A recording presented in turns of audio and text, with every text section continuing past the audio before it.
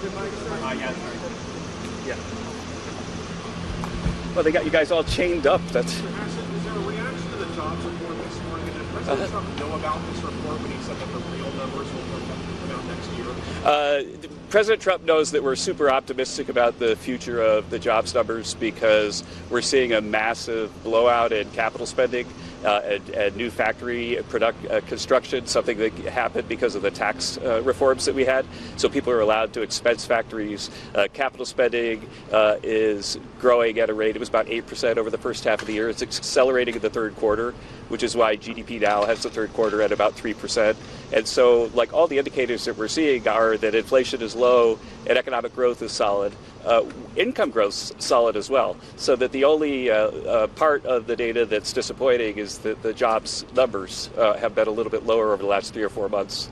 But again, Goldman Sachs had a report out yesterday that said that the seasonals of the summer are kind of unusual, and that in August, typically the advanced number is about 60 to 70,000 lower than the final number ends up being. On Stephen Myron, what's the White House's justification if he is able to stay on at the CPA while also being president? That's a matter between Steve and the president. And do you think that there could be a conflict of interest there if he's allowed to? Steve's a very honorable guy, and I think that he'll do the job well if he's confirmed. Kevin, if somebody is on leave from the CPA, how often, how disconnected are they from the White House or connected to the White House while they're on leave, typically? I don't recall anyone being on leave from the CEA, so but I'm sure that Steve will respect his job as an independent Fed governor if he gets the job. Tariffs, we heard President Trump last night tell the tech execs that the semiconductor tariffs are coming shortly. Can you give any update on a timeline? Are we talking about weeks, months? Yeah, that 232 investigation has been moving forward. I think that there'll be something to bring to the president within a few weeks, maybe even sooner than that, and then the president will judge on next steps. And would the companies get reprieved just for the chips or for the... I'm sorry, could you say it again? I didn't hear you. Would the companies that invest in the U.S. get reprieved just on the downstream products, the consumer electronics? That's a work in progress for the 232. India continues to import large amount of crude even now, after the sanctions were imposed. What are the trade negotiations looking like in the near future? Is there any momentum to go stronger on this? I think that the trade team and the president are disappointed that India continues to fund Russia's Ukraine war, and hopefully it's a diplomatic issue that will have positive developments soon. Following up on that, I'll let this guy, but I promise that I'll let everyone have a shot. Okay.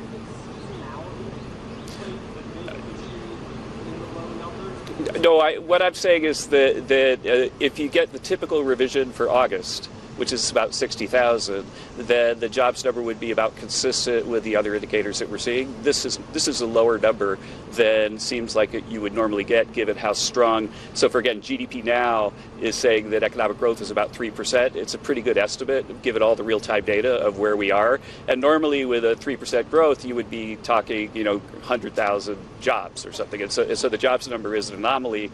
And so the question is, when we look at the final numbers, do we expect that the revision will be more consistent with the rest of the data? And that's usually what happens. Not concerned. So I'm looking forward to seeing what the benchmark revision is. But again, it highlights the fact that we've got to do a lot better job of collecting and fixing and seasonally adjusting the data because the revisions have been so huge. And if you think about it, the previous revisions, which knocked about 1 million jobs off of the jobs rolls, could have had a big impact on policy, both in Congress and the Federal Reserve. And so it's just not an acceptable thing that the jobs numbers are so unreliable that they're being revised all the heck over the place. A completely different story if we have 1 million fewer jobs, as happened the last time that there was a revision. And so that's one reason why President Trump thinks we need a new set of eyes over there at BLS to fix this problem. And, Kevin, the president wrote that we've lost India and Russia to China. What does that say about our relationship with those countries? well, we're certainly hoping that it improves. So.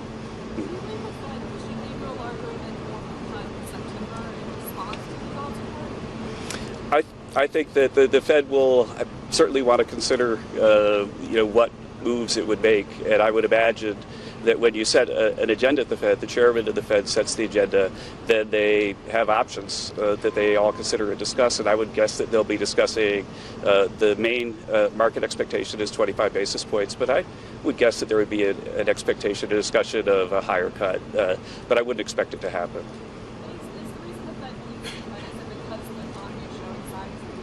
It's because the inflation numbers have come way, way down. It's on average about 1.9% since Trump took office.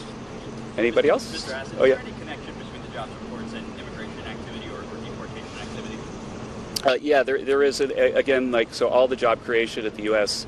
has come from native-born workers, whereas in the Biden administration, it would be like maybe about half was foreign-born. And so if the sort of supply of new illegal immigrants goes to zero, as it has, then there won't be non-native-born workers taking a whole bunch of jobs from native-born workers. And so that is an issue, that the supply of new labor has certainly gone down a lot because of the closed border.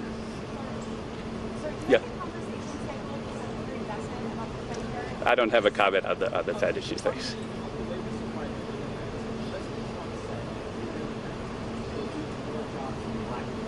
Mm-hmm. Mm-hmm. The unemployment rates have ticked up a little bit, but right now we're highly confident with the trends that native-born workers are replacing the illegal workers that are either now not new coming to the country or going back to their homes. So thank you very much, everybody. Thank you. Kevin Hassett, director of the National Economic Council, spoke to reporters outside the White House, addressing the latest jobs report and offering insights into the state of the economy. He explained that President Trump is optimistic about future job growth, highlighting capital spending and new factory construction as key indicators of economic strength.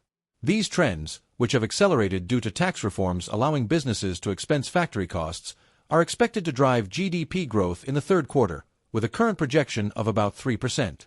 Despite this optimism, Hassett acknowledged that the latest jobs report showed disappointing numbers, particularly in recent months. However, he cited Goldman Sachs analysis suggesting that August's initial jobs number typically underestimates the final revised number by 60,000 to 70,000.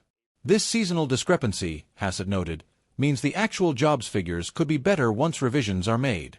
Hassett also discussed the White House's stance on Steve's potential confirmation to the CE position, stating that while this is a matter between Steve and President Trump, he believes Steve is an honorable man and would perform well if confirmed. On the issue of tariffs and trade, Hassett mentioned the ongoing 232 investigation, which is looking into tariffs on tech companies.